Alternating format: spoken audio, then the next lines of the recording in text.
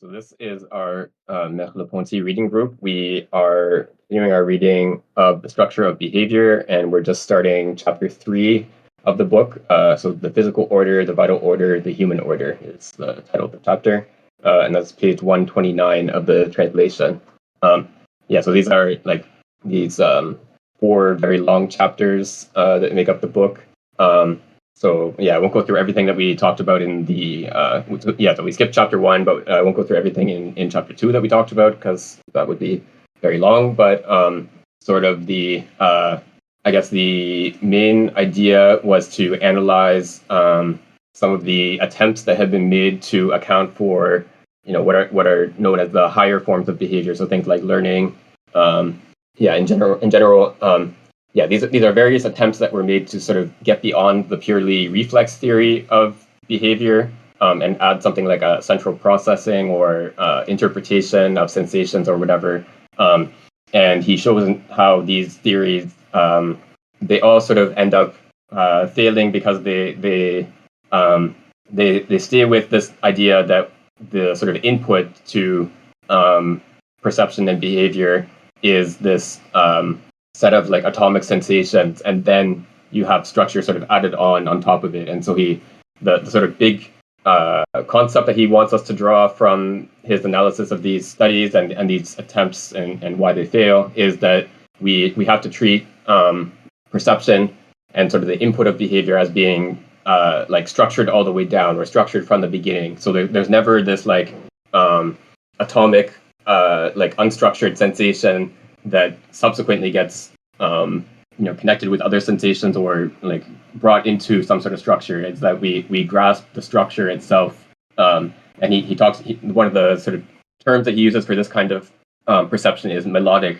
perception. So like in Gestalt psychology, which is where he's drawing a lot of these concepts from, the perception of a melody was one of the sort of early examples that was introduced to justify this concept of a Gestalt. So like a simple melody, Happy Birthday or Twinkle Twinkle Little Star or whatever, you're capable of recognizing this melody no matter what key it's produced in. Like the pitch can vary, the starting pitch of the melody can vary, but it's the sequence of intervals that is constant across these different realizations of the melody. So 2 different performances of Happy Birthday or whatever could not, it's possible they might not even share a single note in terms of like the physical sound, the frequency of sound waves striking your eardrums, but you still recognize it as the same melody because it has the same structure. And so this is sort of like what Merleau Ponty takes as like the paradigm of what we do in perception in general. We're not sort of receiving these atomic sensations and then associating them with others or connecting them with others in some way. We're grasping a structure, and this is sort of the essential property of perception and then of behavior as well. So like it's not just that when we perceive a melody or any other experience that we are perceiving a structure, but our behavior in response to that perception is also structured in the same way. So what exactly that structure is, how we're supposed to understand this structure is sort of what the remainder of the book is going to look into. So how do we make sense of something that is a structure that is not sort of composed of elements that would not themselves be structured, as a sort of self-subsistent structure, I guess you could say, or like a structure all the way down. That's sort of like the problem that the rest of the book is going to deal with. I think that's probably a good enough summary of where we are, as opposed to going through all the details of the last few sections. And you can go back and listen to the recordings or reread those sections. We can jump into the reading for today if someone would like to pick up from 129. Yes, don't forget to like and subscribe and bell on YouTube. I can read. Part 3, Physical Order, the Vital Order, the Human Order. Introduction. Pavlov's reflexology treats behavior as if it were a thing, inserts and resorbs it into the tissue of events and relations in the universe. When we tried to define the variables on which behavior actually depends, we found them not in the stimuli taken as events of the physical world, but in relations which are not contained in the latter. From the relation which is established between two nuances of gray, to the functional relations of instrument to goal, and the relations of mutual expression and symbolic conduct. Gray G1 and gray G2 are part of behavior, but not the quote-unquote pair of colors constituted by the organism in their regard, in which it quote-unquote recognizes in another ensemble, in which the absolute colors are different. On analysis, the equivocal notion of stimulus separates into two. It includes and confuses the physical event as it is in itself, on the one hand, and the situation as it is, quote, for the organism, unquote, on the other, with only the latter being decisive reaction. Against behaviorism, it has been established that the, quote, geographical environment, quote, and the, quote, behavioral environment, unquote, cannot be identified. In the hierarchy of species, the efficacious relations at each level define an a priori of this species, a manner of elaborating the stimuli which is proper to. Thus, the organism has a distinct reality, which is not substantial but structural. Science is not, therefore, dealing with organisms as the completed modes of a unique world, Welt, as the abstract parts of a whole in which the parts would be most perfectly contained. It has to do with a series of quote-unquote environments and quote-unquote milieu, Umwelt, Merkwelt, Gegenwelt, in which the stimuli intervene according to what they signify and what they are worth for the typical activity of the species considered. In the same manner, the reactions of an organism are not edifices constructed from elementary movements, but gestures gifted with an internal unity. Like that of stimulus, the notion of response separates into, quote, geographical behavior, unquote, the sum of movements actually executed by the animal in their objective relation with the physical world, and behavior properly so called. These same movements considered in their internal articulation as a kinetic melody gifted with meaning.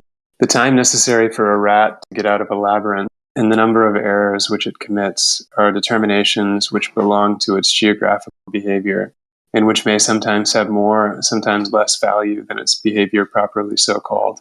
It may happen that an act which is not being guided by the essential traits of the situation will encounter them by chance, as when a cat pulls a piece of meat toward itself while playing with a string. And inversely, it may happen that a movement, which is in fact fruitless, will be a quote-unquote good error, as when a chimpanzee, in order to reach a distant object, pushes a stick toward it with the aid of a second stick, which it holds in its hand. Yeah, so as you were just discussing your recap of the last part, it's not that there's this atomic sensation that is received as a stimulus and then structured. It's structured from the beginning. And the fact that, for instance, can perceive this or can experience this perceptual situation and respond to a relation between one shade of gray and another is a problem for reflex theory, because while the two shades of gray are objective and parts of nature, as he puts it, the sort of function which is, go to the lighter gray is not in the perceptual situation objectively considered, but in the perceptual situation for the organism. And this is, I think, this distinction he's drawing between geographical environment and behavioral environment, and geographical behavior on the efferent side, and what he calls behavior properly so called. Yeah. Just a quick sort of reminder about this example of the two shades of gray that are mentioned here. So this was from an experiment with chickens, if I remember correctly. You present them with like two, signs or whatever exactly they are, but they have two different shades of grays, a darker gray and a lighter gray. And then you have two sort of food sources, and the better food is under one sign or one shade of gray, and then the less desirable food is under the other one. And you sort of train the chicken to recognize that the better food is under the dark shade of gray, or or the light one, doesn't really matter which one. But then you substitute a different pair of shades of gray, and the chicken sort of recognizes that the darker shade is still the one that that has the good food.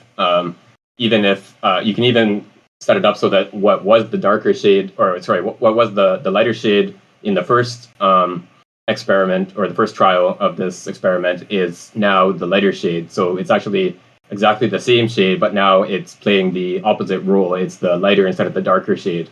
And the chicken still responds to it. It still goes to the darker shade, even though it's a completely different shade than was the darker shade before. So what the chicken is responding to is not like this particular wavelength of light striking its retina.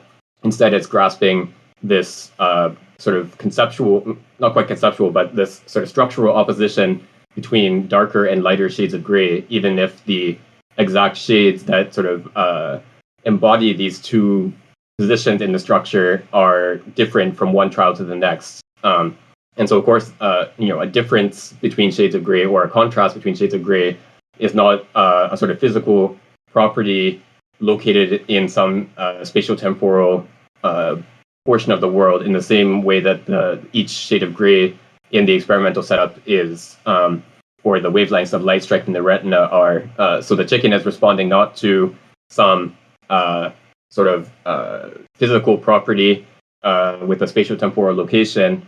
Instead, it's responding to like a structural property of color space or shade space, or something like that. And so this, I mean, obviously, this is just one kind of experiment with one animal and one sensory modality, but Merleau Ponty is taking this to be sort of characteristic of perception and behavior, across all kinds of animals, all kinds of sensory modalities, etc. And so, in general, when we try to understand animal behavior, we have to do it in relation to these structures that they're responding to, and not to what we take to be sort of an objective physical description of the situation. So we have to look at, how exactly, what exactly does this situation mean for the animal, as opposed to what are the objective physical features of the situation from our perspective. So that's sort of like the contrast that he's setting up here.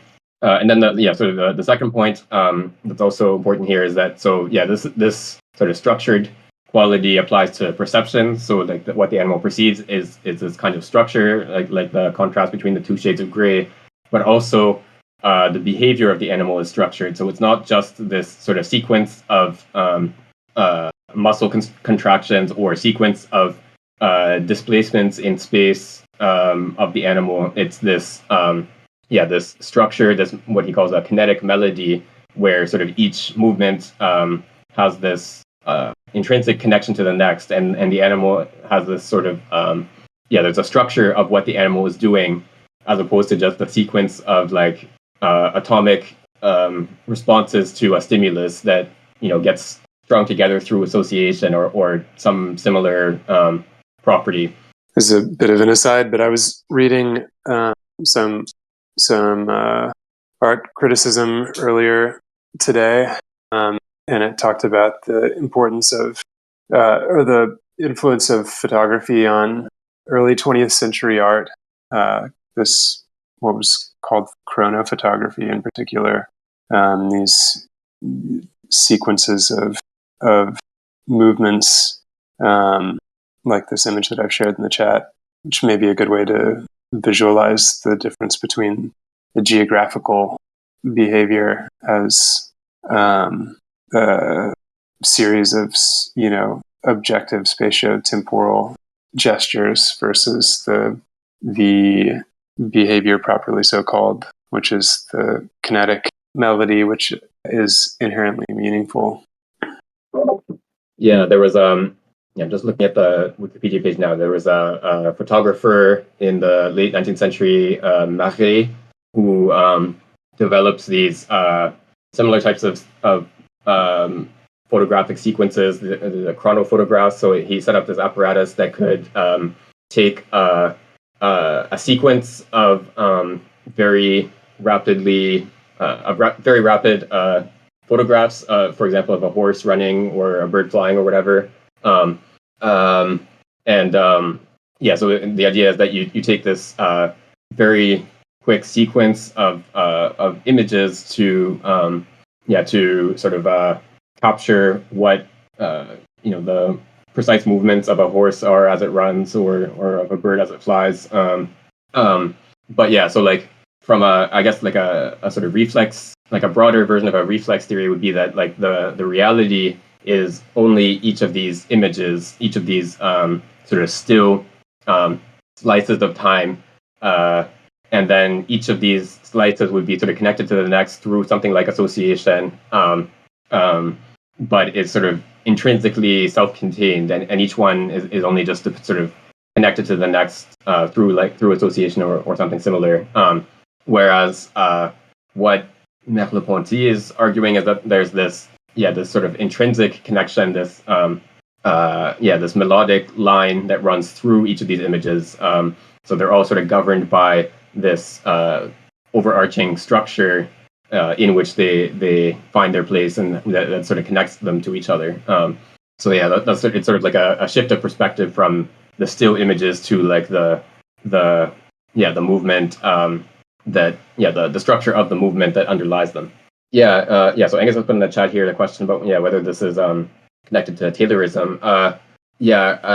I'm not sure exactly whether in sort of the early history whether they there was any sort of interaction between these two sort of areas of study, but it's definitely the analysis of movements and a very precise analysis of movements was part of the Taylor method, that you would try to eliminate any unnecessary motion in like a factory worker's manipulation of an object, for example, and try to break down the performance of a skill into these very simple components. And the idea was that whereas you would previously have had to hire a skilled worker to perform this manipulation of a material or a component or whatever, using a kind of craft knowledge that required long experience and so on.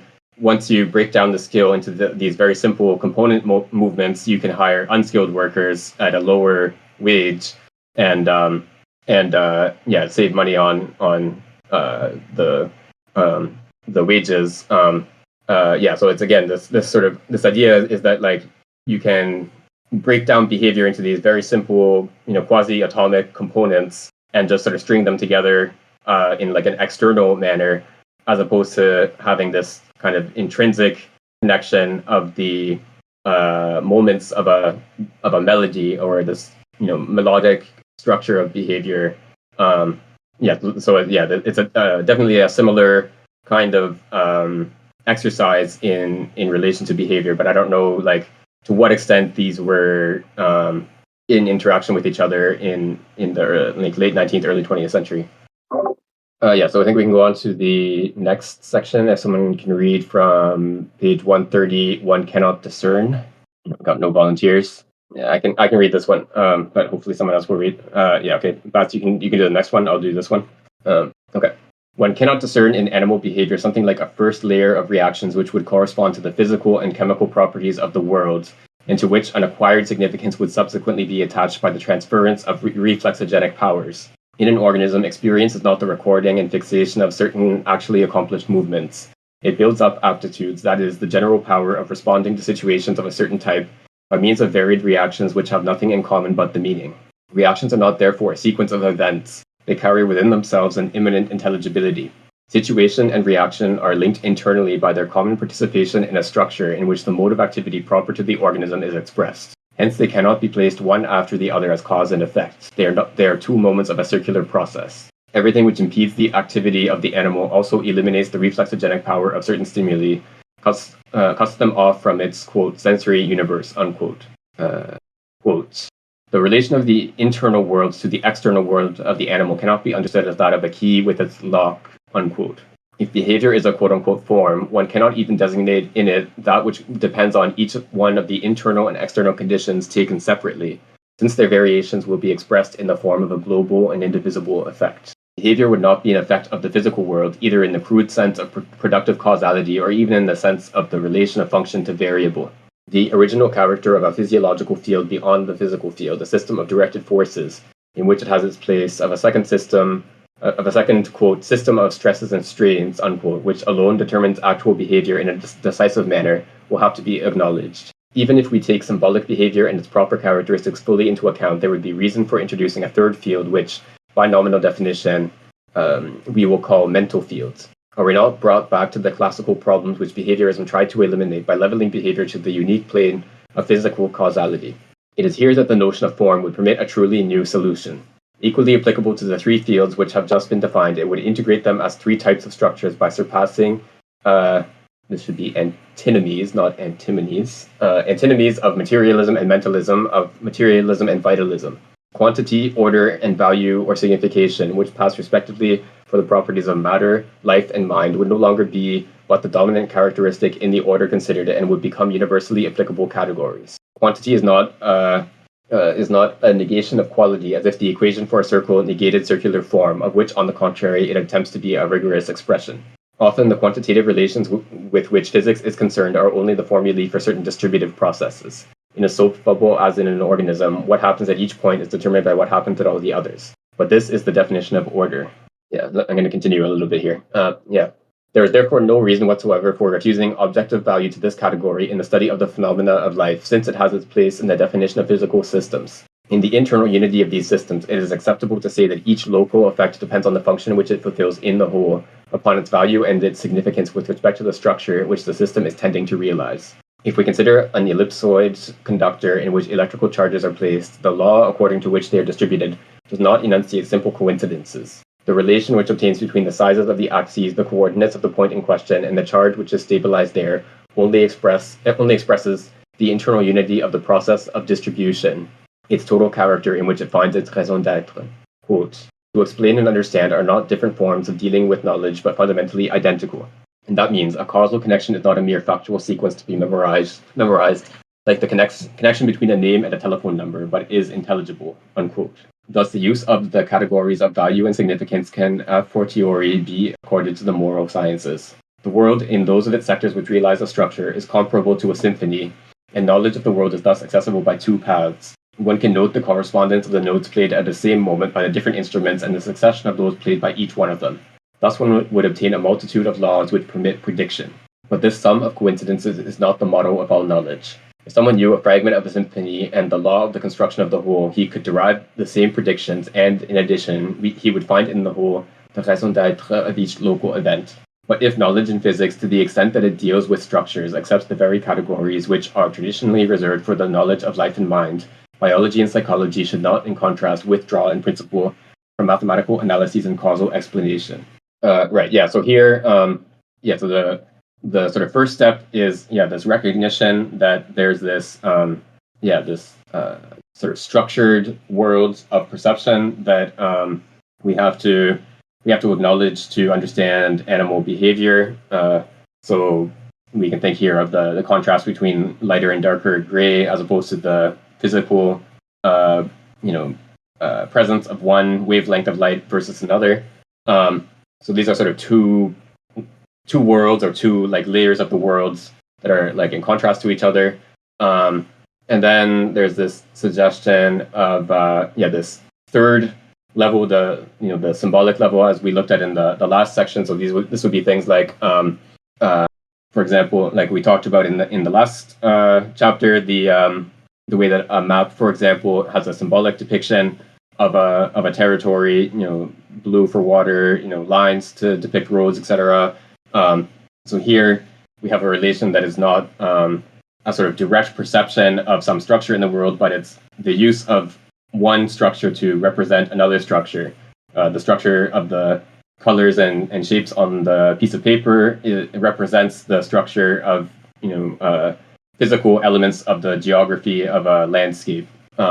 So we have these sort of three levels of the world, or three different worlds that we can distinguish when we're looking at the behavior of different animals. But then the question, of course, is what is the connection between these three levels, or how are they related to each other? And there would be one sort of tempting answer would be that it's the first level. This sort of physical level is like the most basic or the most fundamental or the only real one, and the others are sort of derived from it or built on it in some way. But that, of course, just sort of reproduces the same problem that we were trying to solve.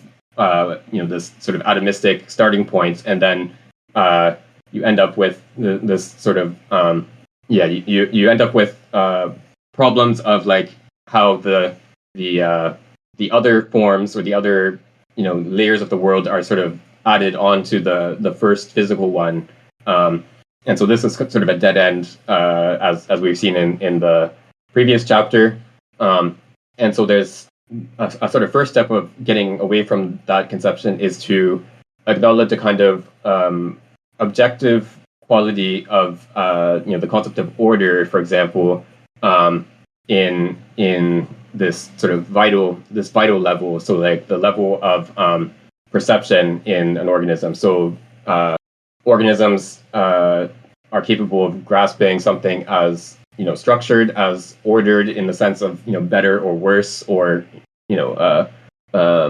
even a simple order like lighter and darker shades of gray, for example. But yeah, so we have to see this order as not just sort of this kind of subjective projection onto an intrinsically orderless physical world, but as an objective property of the world itself. So living beings grasp order that exists rather than sort of imposing an order on something which is itself without order. So there's some sort of these are like arguments drawn from Gestalt psychology, this idea that the kind of explanations that we give in physical science are not intrinsically different from the kinds of explanations that we give in psychology or animal behavior. So, for example, we look at the way that a soap bubble, it has a spherical shape because it minimizes the surface tension. So there's a physical explanation of why a soap bubble has this spherical shape. It's not because there's like some person that decides to impose a spherical shape on the soap matter. It's not because the soap bubble desires a spherical shape or anything like that. It's just this sort of physical the constraints of the physical situation, this minimization of surface tension, bring about the formation of a structure, namely the spherical shape. Obviously, a very simple structure, without any sort of external, interaction or goal directedness of the situation. And so this is a sort of when we explain animal behavior in terms of the like internal structure, intrinsic structure of the situation that the animal is responding to, we're essentially doing the same type of thing as we do when we explain how the soap bubble forms this spherical shape. So so this type of argument would suggest that there's not really a sort of difference in nature between physical explanations and explanations in the vital order that involve this sort of melodic structure of behavior. But I think he's going to sort of qualify that or suggest some limitations to this argument as we continue with our reading. So this idea that even in the physical order, or in the physical world, there are these forms in which the kind of the relation of the parts with respect to each other in the whole can't be reduced to the consideration of any one of the parts. There's a kind of overall structuring relation which is affected at some point.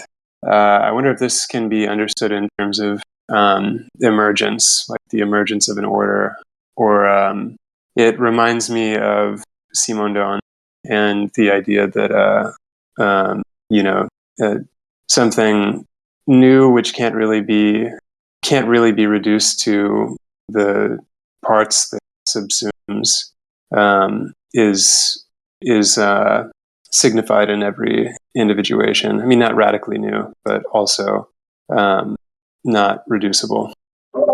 Yeah, so like this concept of emergence is what is often appealed to in relation to how the mind relates to the brain, or how mental life or this mental order is connected to the physical world, or how life is connected to the physical world, etc.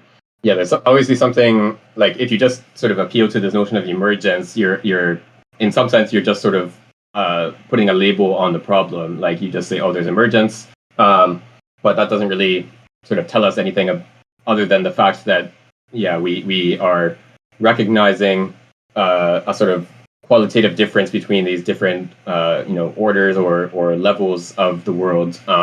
We need, so like, the concept of emergence is only useful insofar as we give some sort of explanation of what it means in each particular case that we want to apply it. So we have to see how something like a structure can arise out of physical interactions, or out of how a mental order can arise out of a living being, etc.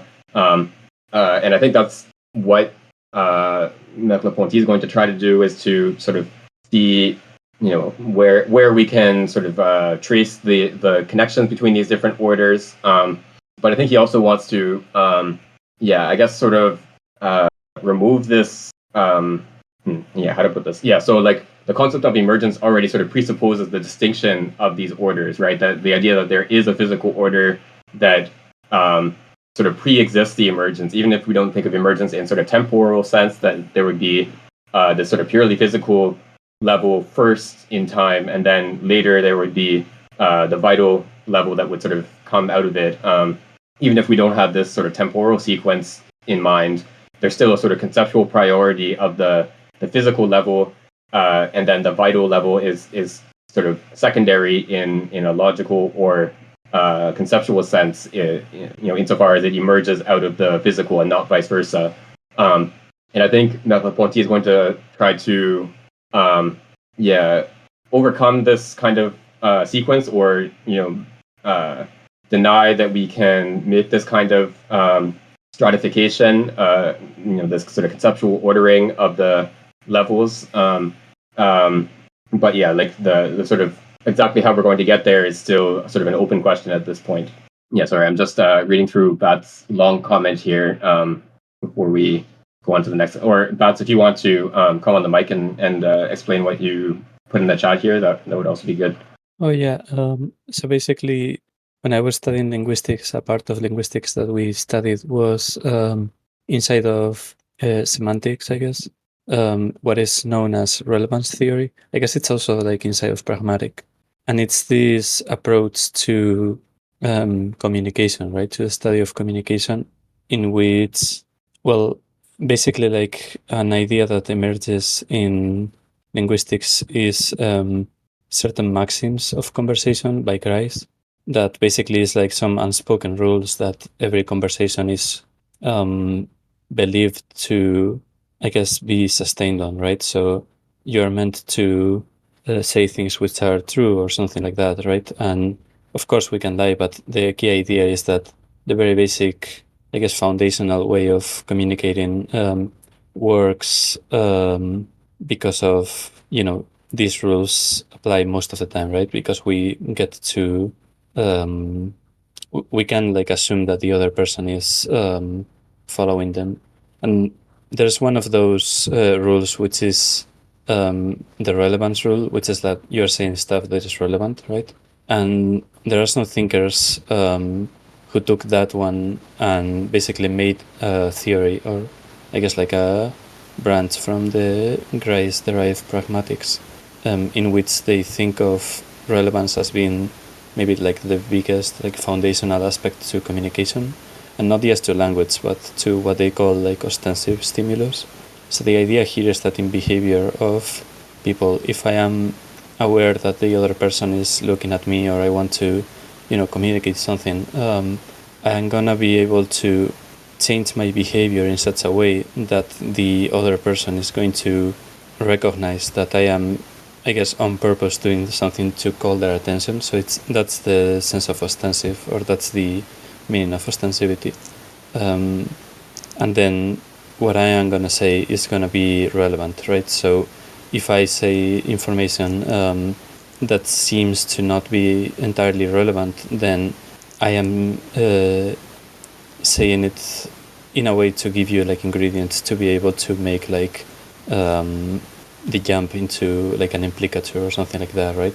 So I can think of like a couple of examples to explain a bit what I mean, and then why I think that it's a bit related to this, or at least a bit similar in what they were trying to do and Merleau-Ponty is trying to do here. So, for example, if you're speaking to me about a third person, and you're like complaining about them or something, and I see behind you that that third person is actually arriving, I might make like some gesture, some subtle gesture in my face, or maybe say something that will alert you subtly that that person is actually arriving, right?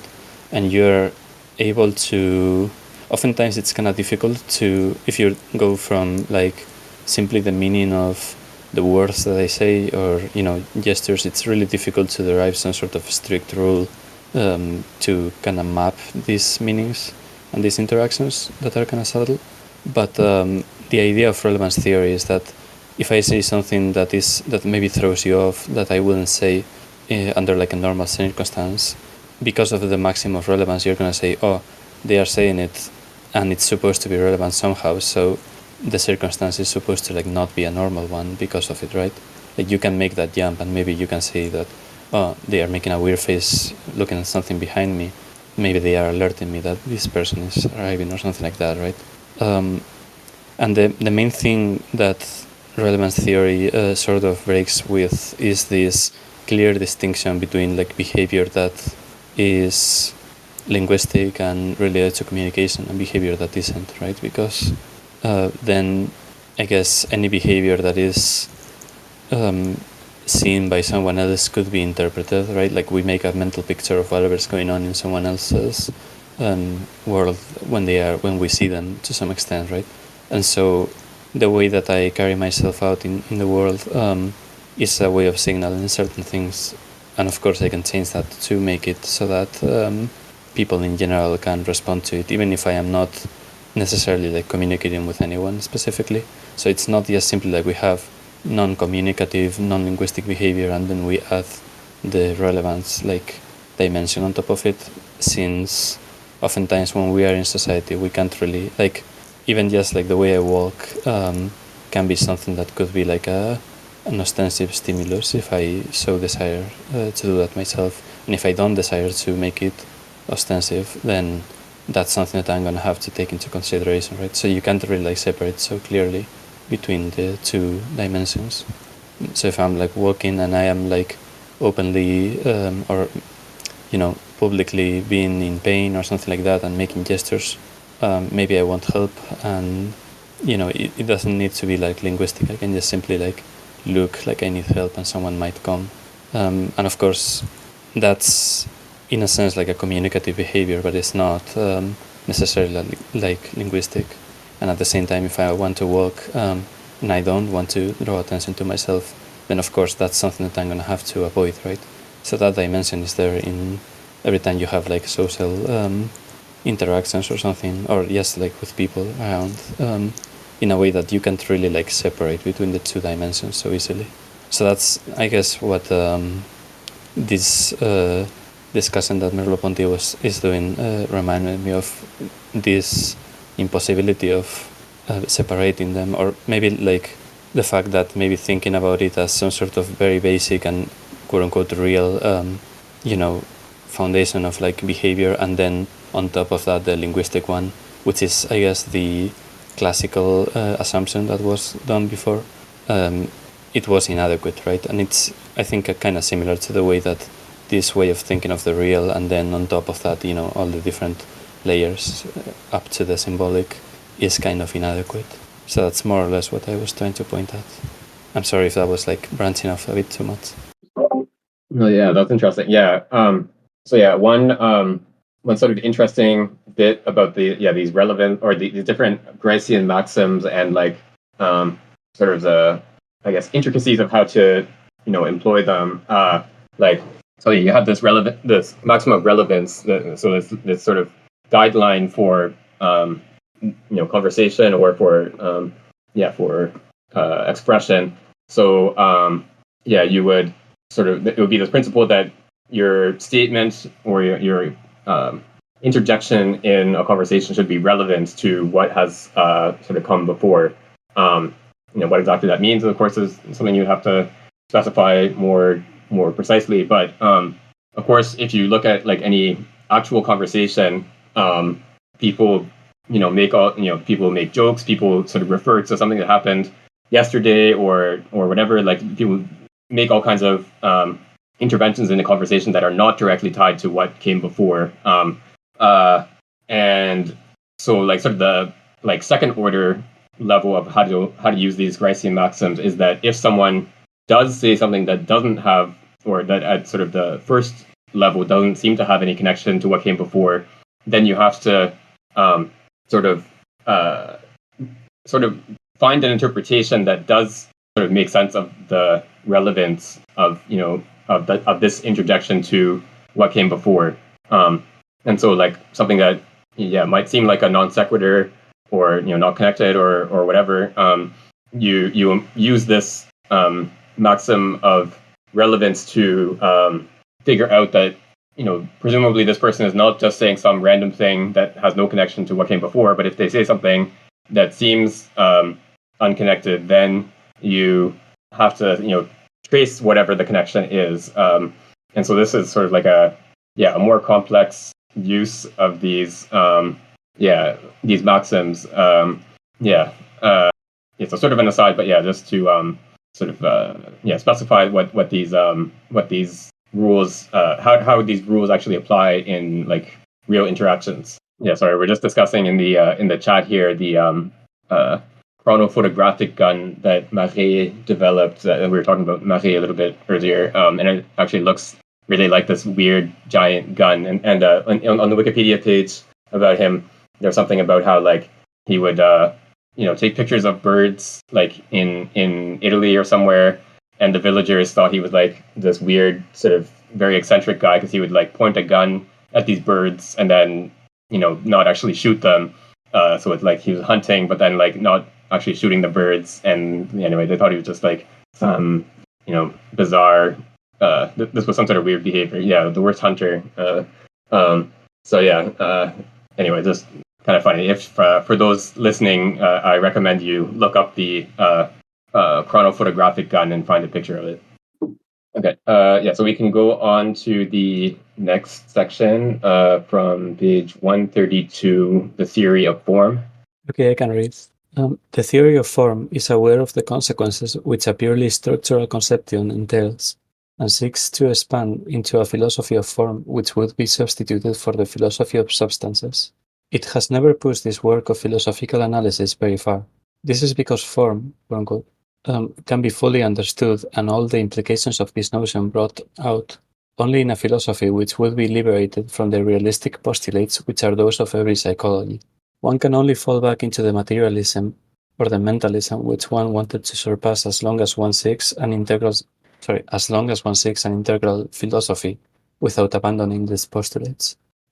In fact, to the extent that a philosophy of structure maintains the original character of the three orders and accepts the fact that quantity, order, and signification, present in the whole universe of forms, are nevertheless the quote-unquote dominant characteristics in matter, life and mind respectively, their distinction must once more be accounted for by means of a structural difference. In other words, matter, life, and mind must participate unequally in the nature of form. They must represent different degrees of integration and, finally, must constitute a hierarchy in which individuality is progressively achieved. By definition, it would be impossible to conceive of a physical form which had the same properties as a psychological form, as a physiological form, and a physiological form which was the equivalent of a mental form. Sorry, I'm going to read that again because I screwed up the order. So by definition, it would be impossible to conceive a physical form which had the same properties as a physiological form, and a physiological form which was the equivalent of a mental form. There we go. There would be no means of finding a continuous chain of physical action between the stimuli and the reaction. Behavior would have to be mediated by physiological and mental relations.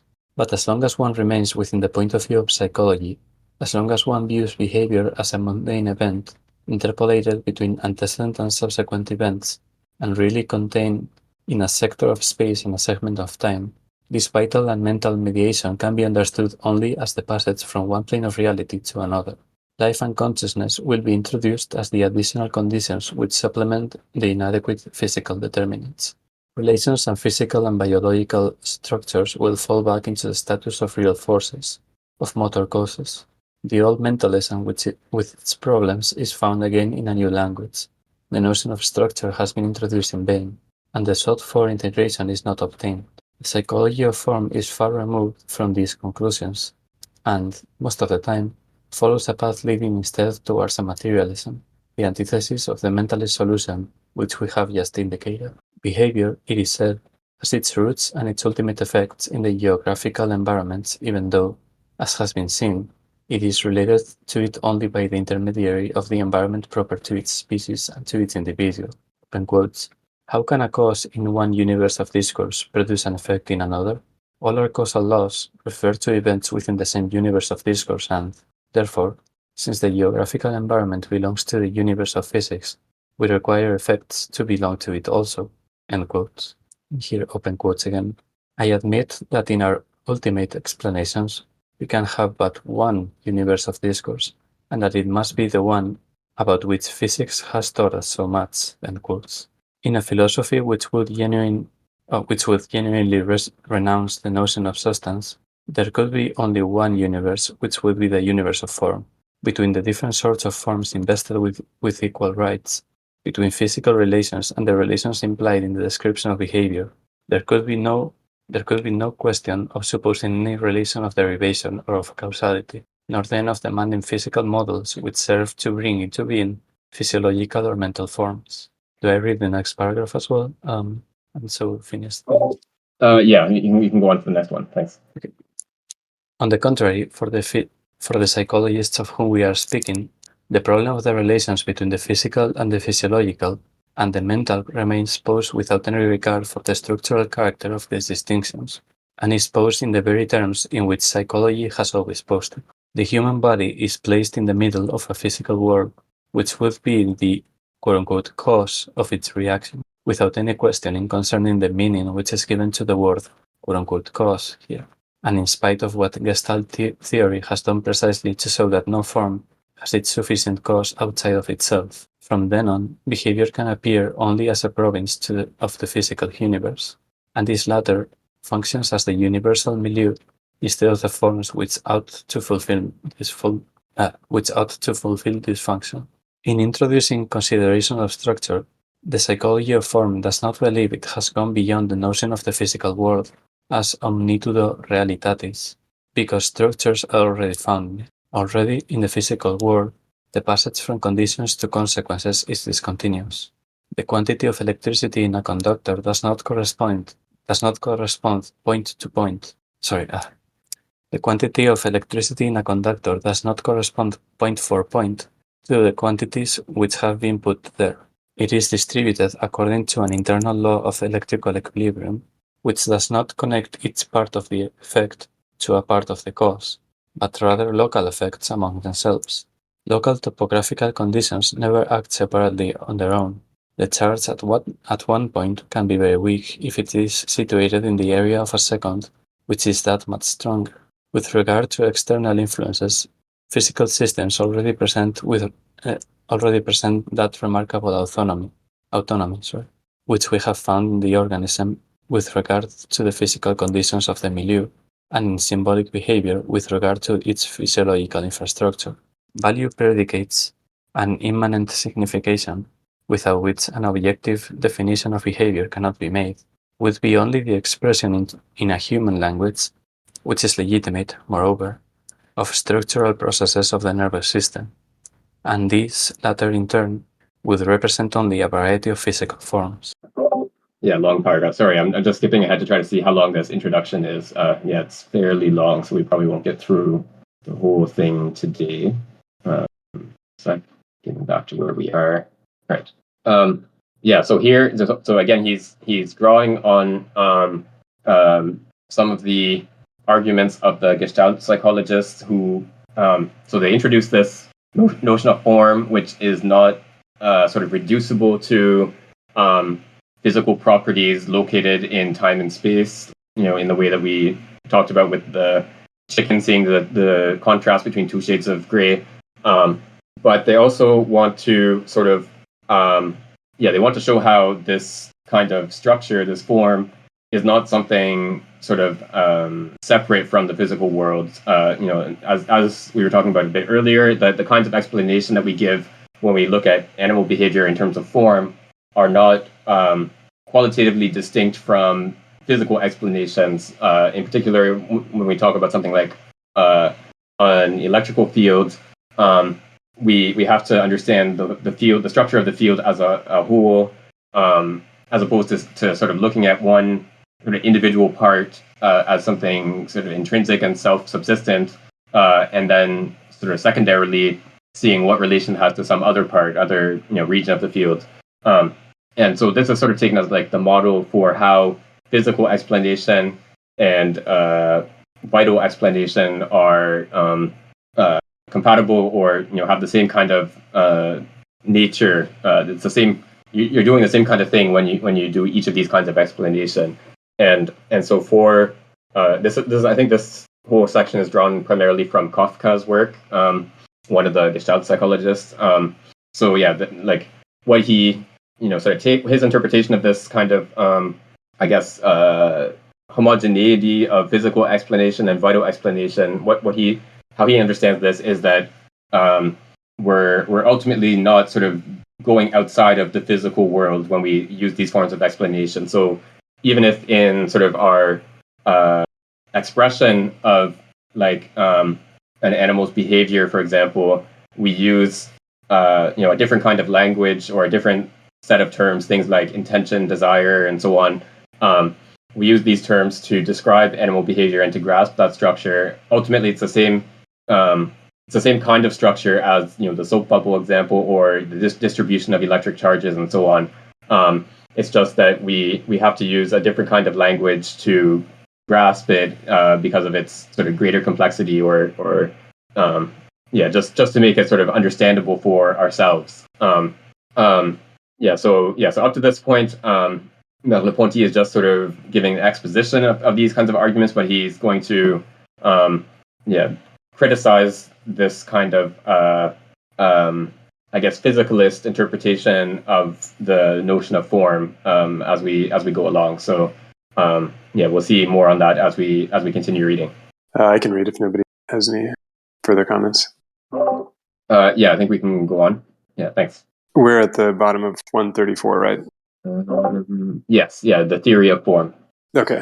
The theory of form believes it has solved the problem of the relations of the soul and the body, and the problem of perceptual knowledge by discovering structural nerve processes, which have the same form as the mental on the one hand and are homogeneous with physical structures on the other.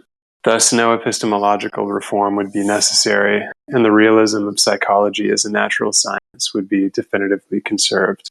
If a solid body is in front of me, and if I treat it as such in my behavior, it is because the physical quote-unquote form by which it is distinguished from neighboring objects gives rise, through the intermediary of the luminous actions which it exercises on my retina, to a physiological structure of the same type in my nervous system. Although the stimuli which reach the sensory receptors are independent of each other on arrival, and carry with them nothing of the physical structure from which they have issued.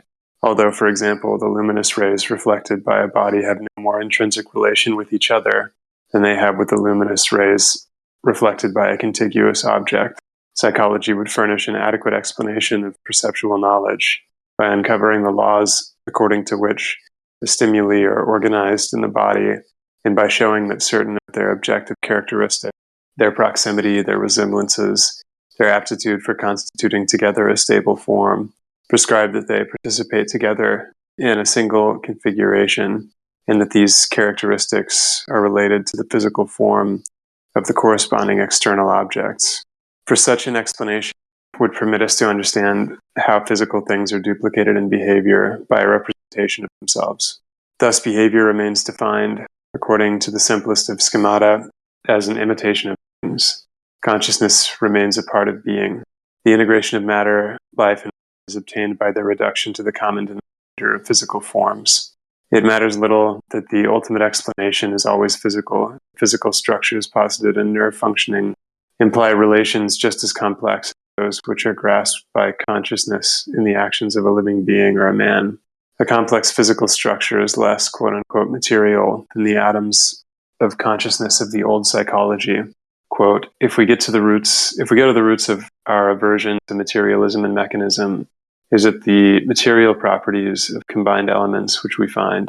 To speak frankly, there are psychological theories and a good many manuals of psychology which treat expressly of the elements of consciousness and are nevertheless more materialistic, inanimate, and deprived of meaning and significance than a living tree, which perhaps does not have a trace of consciousness. It matters little what material the particles of the universe are made of. What counts is the type of totality, the significance of the totality, unquote. But can the originality of biological structures be really conserved, as Gestalt theory tries to do, while at the same time physical structures? A physical explanation of behavior supposes that physical forms can possess all the properties of the biological and mental relations for which they serve as substrate. In a philosophy which is itself material distinctions, this amounts to saying that there is no difference between the three orders, and that life and mind are different words for designating a certain physical form. Precisely if one is thinking in terms of structure, to say that physical forms in the final analysis account for behavior amounts to saying that physical forms alone exist. If there is no longer any structural differences between the mental, physiological, and the physical, there is no longer any difference at all. Then consciousness will be what happens in the brain.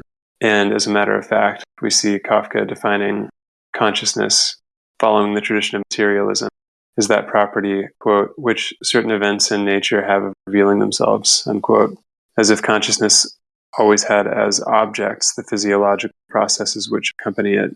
This, quote, conscious side of processes, quote, although it does not enter into causal explanations, must nevertheless be recognized as a fact.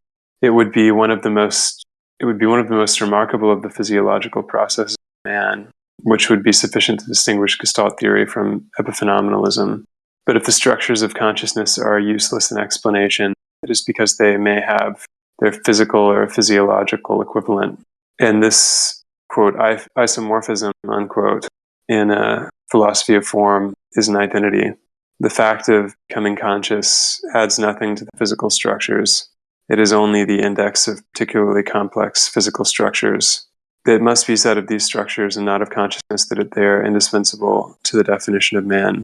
So he's still here laying out and then criticizing this philosophy of form, which I guess is associated with Kafka, which recognizes the reality of form, but sees all form as more or less complex physical form. And this plays out at the level of consciousness in, I guess, a picture of the brain as either as a very complex structure or a series of very complicated structures, which sort of happen to have the effect of producing consciousness. Or I guess that's not. It's different from epiphenomenalism. So the most complex structures give rise to consciousness, but consciousness is not causally necessary for understanding the brain, again, because it's kind of physical forms all the way down. Yeah, so again, he's just sort of giving the exposition of the position before he's going to introduce his criticisms in the last little bit, and then throughout the rest of the chapter. So like the idea here about consciousness is that this sort of the type of psychology that Kafka or the other Gestalt psychologists are opposing sort of claims to be like more sophisticated than a sort of crude materialism as it presents it, insofar as it uses ideas of the role of consciousness in perception and behavior. But what the criticism that Kafka makes and that Merleau-Ponty is sort of giving an exposition of here is that by relying on these atomistic sensations and so on, it is essentially reproducing the same intellectual structure as this so-called crude materialism. It's just taking these points and then trying to add some kind of connection to them secondarily. But it doesn't really it still doesn't allow us to understand the grasp of a structure and this sort of intrinsic structure of behavior. And so, according to Kafka, the Gestalt psychology approach would avoid this problem because the types of physical explanations that it recognizes and that it sort of takes as being fundamental are themselves explanations that involve structure. So things like that soap bubble example. So we're never just sort of we're never sort of reaching this fundamental layer of these structureless points that would then sort of secondarily come into connection with each other. We're always, even at the level of physical explanation, we're always dealing with a structure. And so for Kafka, this means that we can sort of overcome this dualism or this opposition between like the level of consciousness or the realm of consciousness and the physical worlds, because they're ultimately are the types of explanations we use in psychology and the types of explanations we use in physics or chemistry or biology. They're all the same kind of explanation. And yeah, so that's the position that Merleau-Ponty is going to criticize, is the Kafka position, which itself is a criticism of the sort of traditional, approach to psychology that makes this kind of distinction between the physical realm and the realm of consciousness. Yeah, it's a little bit hard to follow sometimes because he's criticizing a criticism of something else. But yeah, it's so yeah, you have to sort of keep track of the different layers of criticism. But yeah, so I think we can go on to the next bit. I think this is going to take us to the end of the introduction, if I am not mistaken. Yeah, if someone can read up to the section heading on page 137, that would be great. Sorry, I had a quick question on this criticism, Gestalt psychology. So, is he saying that it's atomistic in the same way that the reflex theory is? Because if you kind of grant this ultimate, ontological status to these physical forms, then you run into the same problem with explaining how the form of behavior itself sort of transforms and is not really explicable in terms of atomic stimuli that he's been addressing in his criticism of reflex theory. We haven't actually gotten to his criticism yet. So yeah, we're still at the level of Kafka's criticism of the sort of traditional psychology, and then the last bit here of this introduction, he's going to sort of start giving us his criticism of Kafka, and then that's going to be like the topic of the rest of the chapter, to provide a sort of alternative account of how we should understand the relationship between these different forms of explanation or different sort of levels or aspects of the world. So yeah, it's stay tuned for the criticism of the criticism. Okay, got it. Thanks. I can read if you want. Yeah, thanks. So yeah, we're at thus behavior remains defined, and then you can read from there up to the section break on 137. Okay. Thus behavior remains defined according to the simplest of schemata, as an imitation of things. Consciousness remains a part of being. The integration of matter, life and mind is obtained by the reduction to the common denominator of physical forms. It matters little that the ultimate explanation is always physical, if the physical structures posited in nerve functioning imply relations just as complex as those which are grasped by consciousness in the actions of a living being or a man. A complex physical structure is less, quote-unquote, material than the atoms of consciousness of the old psychology, open quotes. If we go to the roots of our aversion to materialism and mechanism, is it the material properties of combined elements which we find? To speak frankly, there are psychological theories and a good many manuals of psychology which treat expressly of the elements of consciousness, and are nevertheless more materialistic, inanimate, and deprived of meaning and significance than a living tree, which perhaps does not have a trace of consciousness. It matters little what material the particles of the universe are made of. What counts is the type of totality, the significance of the totality.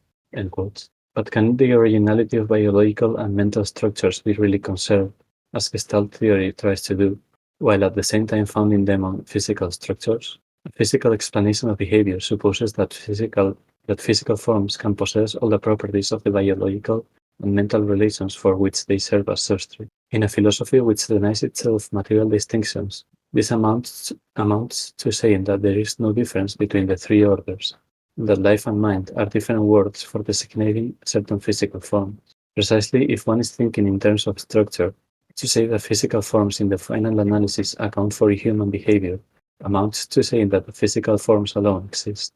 If there is no longer any structural differences between the mental, the physiological, and the physical, there is no longer any difference at all. Then consciousness will be what happens in the brain, and, as a matter of fact, we see Kafka defining consciousness following the tradition of materialism as that property, open quotes, which certain events in nature have of revealing themselves, end quotes, as if consciousness always had as objects the physiological processes which accompany these, open quotes, conscious side of processes, end quotes, although it does not enter into the causal explanations, must nevertheless be recognized as a fact. It would be one of the most remarkable of the physiological processes in man, which would be sufficient to distinguish Gestalt theory from epiphenomenalism. But if the structures of consciousness are useless in explanation, it is because they have their physical or physiological equivalent, and this, open quotes, isomorphism, end quotes, in a philosophy of form is an identity. The fact of becoming conscious adds nothing to the physical structures. It is only the index of particular complex physical structures. It must be said of these structures, not of consciousness, that they are indispensable to the definition of man. Okay, sorry for rereading that. I'm going to be reading that. Continuing. We do not think that the notion of Gestalt is pursued to its most important consequences, either in these materialistic conclusions or in the mentalist interpretations which we indicated at first. Instead of wondering what sort of being can belong to form, and, since it has appeared in scientific research itself, but critique it can demand of the realist postulates of psychology, it is placed among the number of events of nature. It is used like a cause or a real thing. And to this very extent, one is no longer thinking according to quote-unquote form.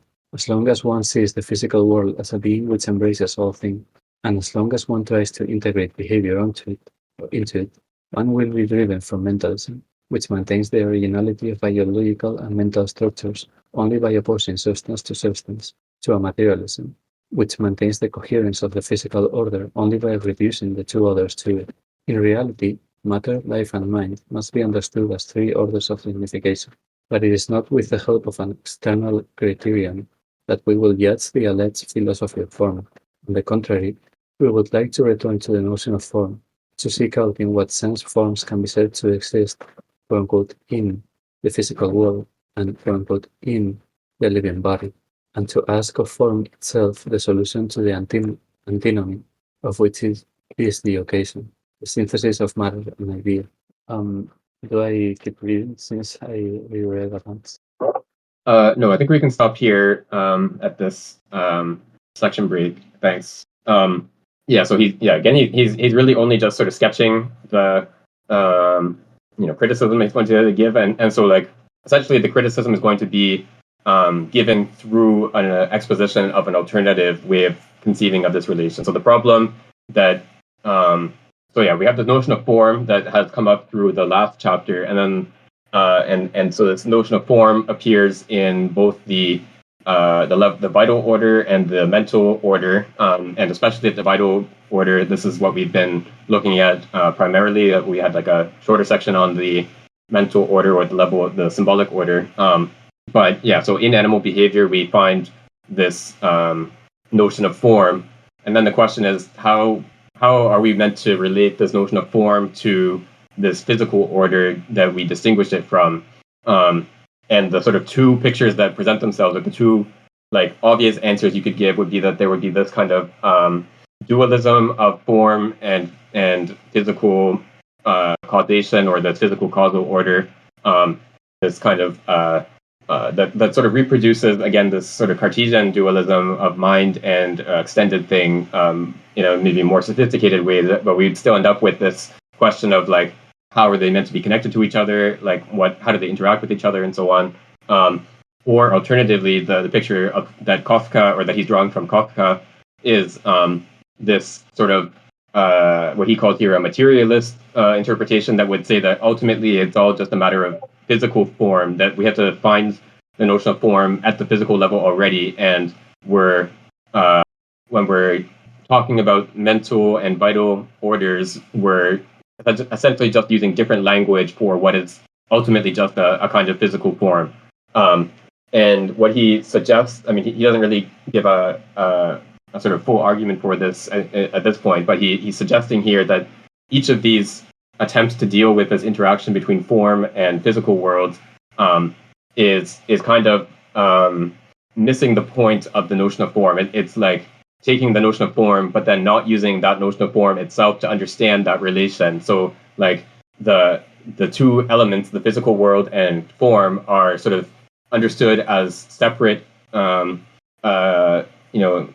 intrinsically subsisting elements that we then have to sort of join together somehow, which is antithetical to the whole project of understanding things in terms of form in the first place, where we don't start from these atomic self-subsistent elements and then try to combine them. So what he wants to do, what he's going to set out through the rest of this chapter, is like using the notion of form, using this kind of form grasping, this grasp of intrinsically structured melodies and so on, using this notion of form to understand itself the relation between form and physical worlds, or between these physical, vital, and mental orders. So it's like a reflexive nature of this notion of form that it itself is used to grasp its own structure. And so that's sort of the project that he's going to set out in the rest of the chapter. So we only have like a sort of sketch or a promise of what he wants to do. We haven't actually seen the performance of that promise. Okay. Are there any other comments or questions on that bit or on the introduction so far that we've gotten to? Not really. I wish he had said a bit more about I wish he had just given us a bit more of like the shape of his alternative. At this point, it's kind of hard to say. Kind of hard to really even grasp the force of his criticism of Kafka without knowing what it's going to be. But looking forward to seeing where he goes with this. Yeah, this is like a very French way of writing your book, where you like you don't give like the thesis that you're arguing for until page like 200. You give like all the sort of conceptual developments that lead up to it, but you don't like you don't give spoilers at the beginning, and you have to rely on the reader's patience to get there. So yeah, we'll get through it as we go along, but he doesn't sort of give us the signposts at the beginning of what he's going to argue. That's why I always read the end of a chapter by Deleuze first. Yeah. Okay. So yeah, I suggest we end here because we're close to time and at a section break, and also I want to get something to eat. Thanks everyone for your contributions, and hope to see you next week.